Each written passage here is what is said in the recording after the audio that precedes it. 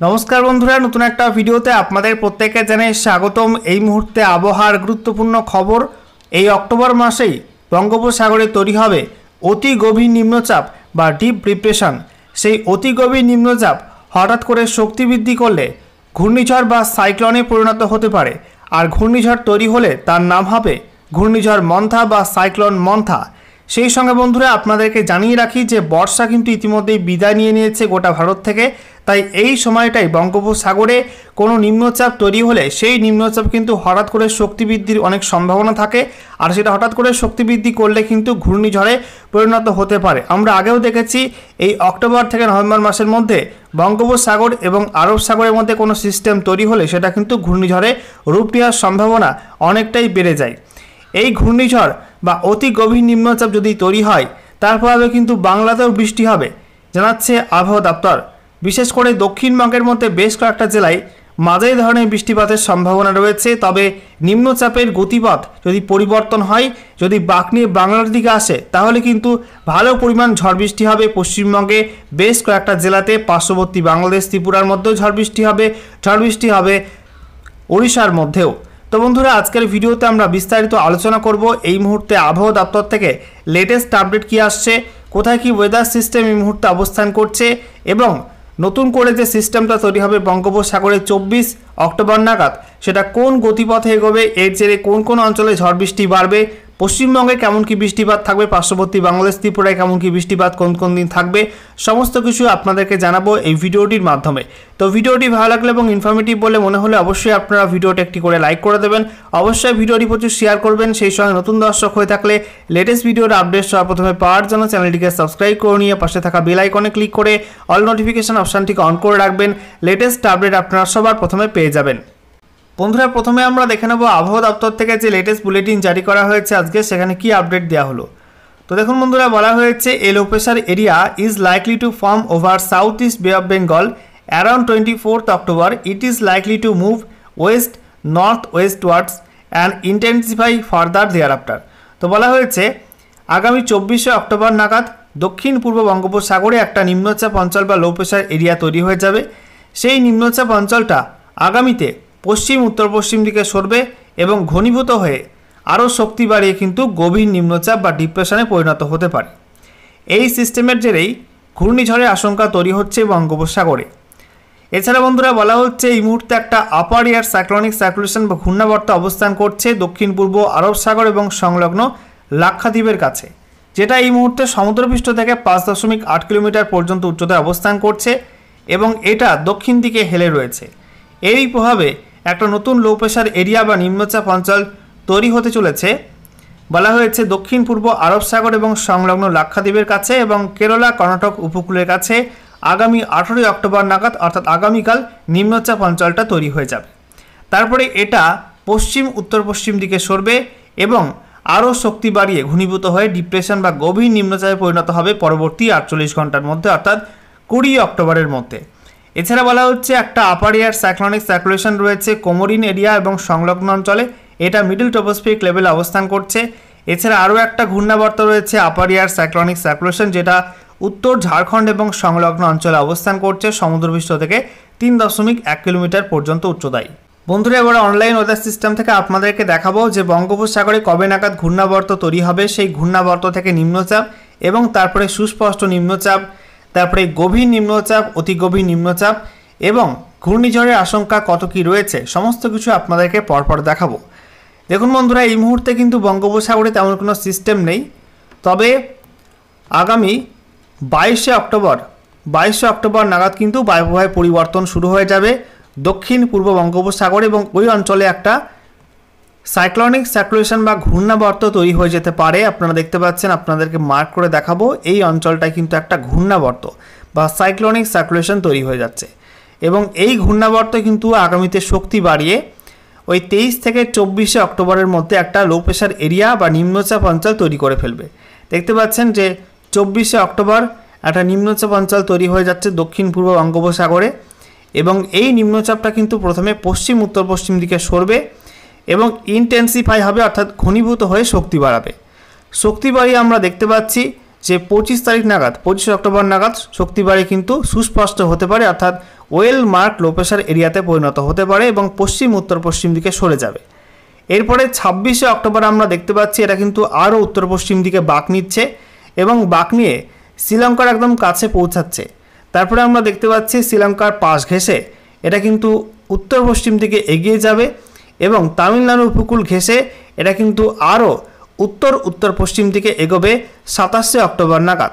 ওই সময় বঙ্গোপসাগরের দক্ষিণ পশ্চিম ভাগ প্রচণ্ড উত্তাল হয়ে উঠবে এবং প্রচণ্ড ঝড়ের সম্ভাবনা রয়েছে।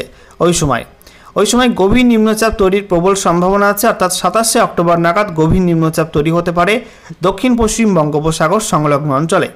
এরপরে আমরা দেখতে পাচ্ছি সিস্টেমটা কিন্তু আরও একটু ঘনীভূত হবে এবং ডিপ ডিপ্রেশন বা অতি গভীর নিম্নচাপে পরিণত হবে তামিলনাড়ু উপকূলের কাছে এবং ওই সময় ঝড়ের গতিবেগ থাকতে পারে সর্বোচ্চ 80 থেকে 90 কিলোমিটার, এরকম গতিবেগ থাকতে পারে তামিলনাড়ু উপকূল এবং সংলগ্ন অন্ধ্রপ্রদেশ উপকূলের কাছে।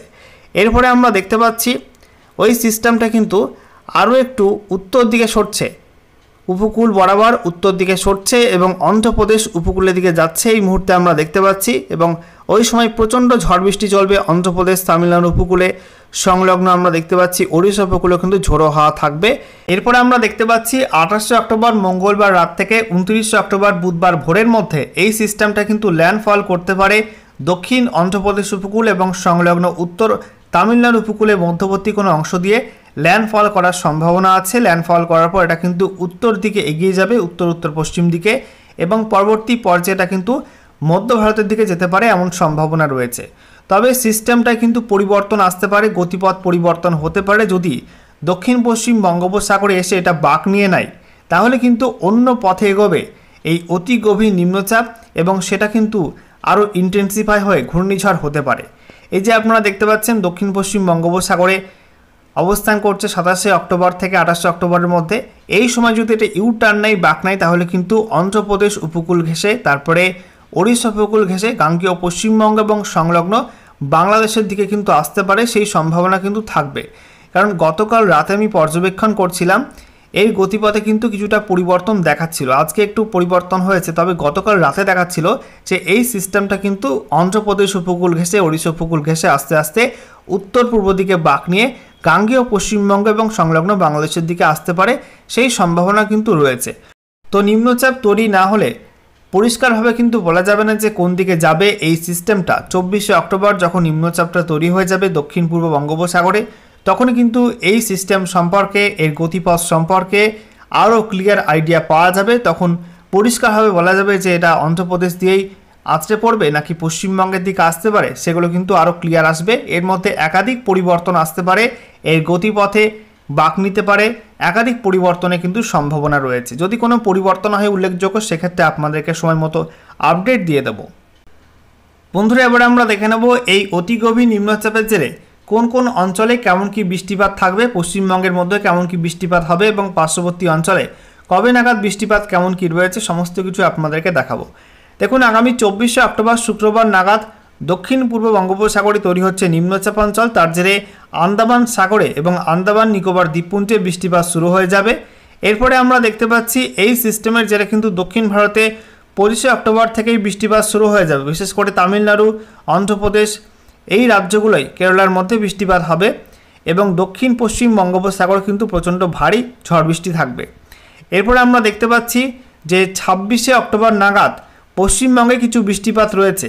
পশ্চিমবঙ্গের মধ্যে আমরা দেখতে পাচ্ছি উত্তরবঙ্গে উত্তর দিনাজপুর, মালদা এবং দক্ষিণ দিনাজপুরের মধ্যে কিছু কিছু অংশে বিক্ষিপ্তভাবে হালকা বৃষ্টিপাতের সম্ভাবনা রয়েছে, ঠিক আছে। তবে দক্ষিণবঙ্গে বৃষ্টি শুরু হবে একটু দেরিতে, আপনাদেরকে দেখিয়ে দিচ্ছি। দেখুন বন্ধুরা 28শে অক্টোবর মঙ্গলবার থেকে আস্তে আস্তে কিন্তু এই সিস্টেমের মেঘ প্রবেশ করবে বাংলার মধ্যে এবং তার জেরে উপকূলবর্তী অঞ্চলে বৃষ্টিপাত শুরু হয়ে যাবে হালকা লেভেলের এবং 28 তারিখ মঙ্গলবার বিকালের পর থেকে বৃষ্টির মাত্রা কিন্তু বাড়তে পারে পূর্ব মেদিনীপুর, দক্ষিণ 24 পরগনা, উত্তর 24 পরগনা এই জেলাগুলোর মধ্যে। এরপরে আমরা দেখতে পাচ্ছি 29শে অক্টোবর বুধবার ভোরের সময় বৃষ্টিপাত কিন্তু বাড়বে দক্ষিণবঙ্গে, বিশেষ করে দক্ষিণ 24 পরগনা, উত্তর 24 পরগনা, পশ্চিম মেদিনীপুর, পূর্ব মেদিনীপুর, হাওড়া এই জেলাগুলোই মাঝারি থেকে ভারী বৃষ্টির সম্ভাবনা রয়েছে। একই সঙ্গে কলকাতা, নদিয়া, পূর্ব বর্ধমান, সেই সঙ্গে আমরা দেখতে পাচ্ছি ঝাড়গ্রাম, বাঁকুড়া, এই জেলাগুলোই হালকা লেভেলে বৃষ্টিপাতের সম্ভাবনা রয়েছে। ওই সময়টার মধ্যে হুগলির মধ্যে কিন্তু বৃষ্টিপাত হতে পারে। একই সঙ্গে দক্ষিণ বাংলাদেশে খুলনা বরিশালেও বৃষ্টিপাতের সম্ভাবনা থাকবে। আর উত্তর ওড়িশার মধ্যেও বিভিন্ন অংশে বৃষ্টিপাত হবে ওই সময়টাই। 29শে অক্টোবর বেলা বাড়ার সঙ্গে সঙ্গে বৃষ্টির মেঘ কিন্তু আরও ছড়িয়ে পড়বে নদিয়া, পূর্ব বর্ধমান, সেই সঙ্গে আমরা দেখতে পাচ্ছি মুর্শিদাবাদ, এছাড়া বাঁকুড়া, পুরুলিয়া, ঝাড়গ্রাম, পশ্চিম বর্ধমান, এছাড়া হুগলি, হাওড়া, কলকাতা, উত্তর এবং দক্ষিণ 24 পরগনা, পশ্চিম মেদিনীপুর, পূর্ব মেদিনীপুর, এই জেলাগুলোই হালকা মাঝারি বৃষ্টিপাত হবে। বাংলাদেশের মধ্যে আমরা দেখতে পাচ্ছি খুলনা, বরিশাল, ঢাকা, সেই সঙ্গে চট্টগ্রামের কিছু অংশ, কুমিল্লার কিছু অংশে বৃষ্টিপাত হতে পারে হালকা লেভেলে, এবং ত্রিপুরার মধ্যে হালকা মেঘলা মেঘলা হতে পারে। এরপরে আমরা দেখে নেব রাতের দিকে বৃষ্টিপাত একটু কমে যাবে। এরপরে 30শে অক্টোবর বৃহস্পতিবার আবার কিন্তু সকালের পরপর মেঘলা আকাশ তৈরি হবে দক্ষিণবঙ্গের বিভিন্ন জেলায়, এবং দুপুরের পরে দক্ষিণবঙ্গের বেশ কয়েকটা জেলায় ভারী বৃষ্টির সম্ভাবনা রয়েছে। বিশেষ করে পূর্ব মেদিনীপুর, পশ্চিম মেদিনীপুর, ঝাড়গ্রামে ভারী বৃষ্টির সম্ভাবনা। সেই সঙ্গে পার্শ্ববর্তী উত্তর ওড়িশা এবং ঝাড়খণ্ডের মধ্যে কিন্তু মাঝারি থেকে ভারী বৃষ্টি হতে পারে, বিক্ষিপ্ত হবে। আপনাদেরকে দেখাবো কোন কোন অঞ্চলে বৃষ্টিপাত বেশি হবে। বৃষ্টি বেশি হবে আমরা দেখতে পাচ্ছি কাথি, এগরা, মোহনপুর, সেই সঙ্গে বাজকুল, তারপরে আমরা দেখতে পাচ্ছি ভগবানপুর, বেলদা, কেশিয়ারি, নয়াগ্রাম, সবং, এদিকে ময়না, পিংলা, বেলি, খড়গপুর, গোপীবল্লভপুর, চাকুলিয়া, ঝাড়গ্রাম, এই অঞ্চলগুলোয় বৃষ্টিপাত হবে। মেদিনীপুরে বৃষ্টিপাতের সম্ভাবনা রয়েছে। একই সঙ্গে আমরা দেখতে পাচ্ছি সবং, পিংলার দিকেও ভালো বৃষ্টি হবে। বৃষ্টি হতে পারে দক্ষিণ 24 পরগনার মধ্যে নামখানা, জয়নগর, মাজিলপুর, গোসাবা, হলদিয়া, সেই সঙ্গে কাকদ্বীপ, রায়দিঘি, কুলপি, ঝড়খালি, নামখানা, সাগর আইল্যান্ড, তারপরে খেজুরি, ডায়মন্ড হারবার, এদিকে আমরা দেখতে পাচ্ছি ফ্রেজারগঞ্জ। ঠিক আছে, এই অঞ্চলগুলোয় বৃষ্টিপাত থাকবে। এরপর রাতের দিকে কিন্তু আবার বৃষ্টিপাত কমে যাবে দক্ষিণবঙ্গে। তারপরে আমরা দেখতে পাচ্ছি 31শে অক্টোবর শুক্রবার সকালের দিকে তেমন কোনো বৃষ্টিপাত থাকবে না, হালকা হালকা মেঘলা মেঘলা থাকতে পারে। এবং তারপরে আবারও কিন্তু দুপুরের পরপর দক্ষিণবঙ্গে বেশ কয়েকটা জেলায় বৃষ্টিপাত হবে। বিশেষ করে পশ্চিম দিকে পুরুলিয়া, বাঁকুড়া, পশ্চিম বর্ধমান, এই জেলাগুলোর মধ্যে বৃষ্টি হবে। বৃষ্টি হতে পারে বীরভূমের দিকেও। সেই সঙ্গে পার্শ্ববর্তী ঝাড়খণ্ডের মধ্যে বিক্ষিপ্ত মাঝারি ধরনের বৃষ্টিপাতের সম্ভাবনা রয়েছে এই সময়টার মধ্যে। তো এই সিস্টেমের জেরে মূলত দক্ষিণবঙ্গেই বেশি বৃষ্টিপাতের সম্ভাবনা থাকবে। 2 থেকে 3 দিন বৃষ্টিপাত হতে পারে, দক্ষিণবঙ্গে বিক্ষিপ্ত হবে। তবে বেশি বৃষ্টি হবে আমরা এখনও পর্যন্ত দেখতে পাচ্ছি অন্ধ্রপ্রদেশ, ওড়িশা, সেই সঙ্গে তেলেঙ্গানা, এবং পরবর্তী পর্যায়ে কিন্তু মধ্য ভারত এবং উত্তর ভারতে কিন্তু বিক্ষিপ্ত হবে, বৃষ্টি বাড়তে পারে। তবে সিস্টেমে একাধিক পরিবর্তন আসবে। আমি যেটা বললাম পরিবর্তন কিন্তু আসতে পারে। সেই পরিবর্তন হলে কিন্তু বাংলার দিকে বৃষ্টিপাত বাড়তে পারে, ঝড়ের মাত্রা কিন্তু বাংলার দিকে বাড়তে পারে।